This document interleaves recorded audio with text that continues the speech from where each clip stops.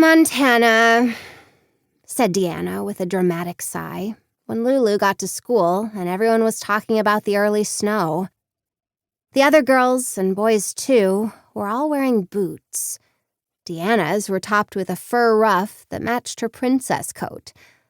Lulu's sneakers were soaked, and her feet felt like blocks of ice. She stood next to the heater until the bell rang.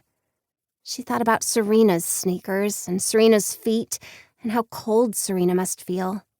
She thought about what she would do about boots and wondered whether the Lutherans had any boot giveaways. She thought about Daddy. She thought about what she ought to do now. Almost a week, and not a word, not a peep. Last time it had been a month, and they'd gotten through it. But last time, Lulu and Serena were with Aunt Ruth in Aunt Ruth's honest-to-goodness house in warm, hot Texas, and not in an RV park in a suburban with coming on winter in small-town Montana.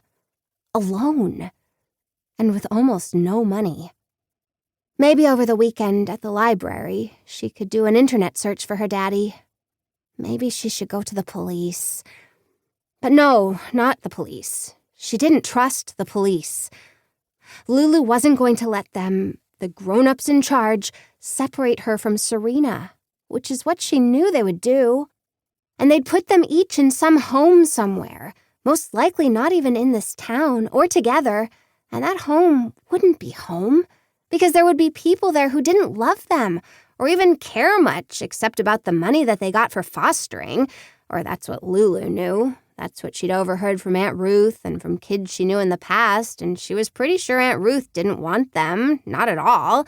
And if that happened, Lulu might never see Serena again, and Daddy would come back to the empty suburban in the RV park and ask, "Where? Where are you?" Like Lulu asked to the dark night now. Every night now. So no, Lulu was not going to let anything get between her and Serena. She just had to keep figuring out the details. Daddy used to say, before he went off that first time, right after the whole thing started, "One day at a time, girls. One day at a time." That's what she'd do. Take it one day at a time.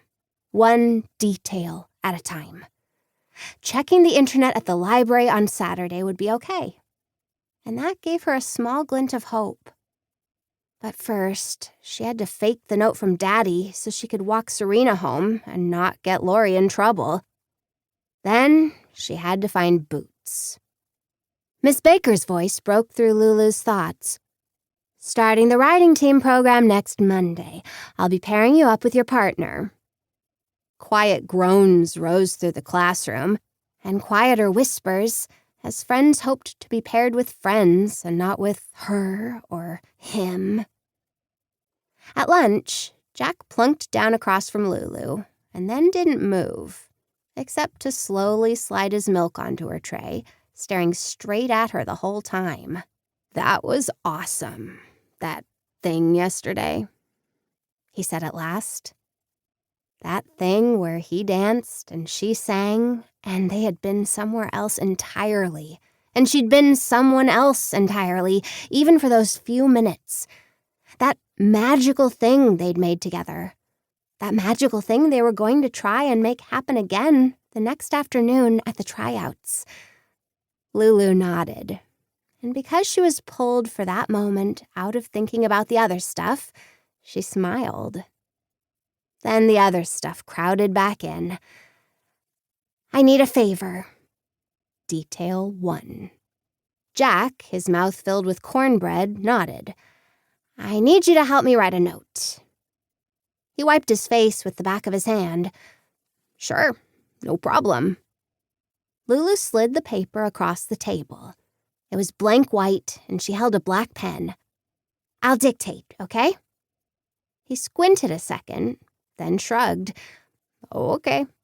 "To whom it may concern." Jack leaned over and began to write. "Can you make it look like grown-up handwriting?" Lulu asked. What's grown-up handwriting?" "You know, neat and all." He watched her. Please let Lulu Johnson bring her sister Serena home from after school. Jack wrote, then sat back. Sincerely, John Johnson. Jack put down the pen. Wait, I'm writing a note from your dad?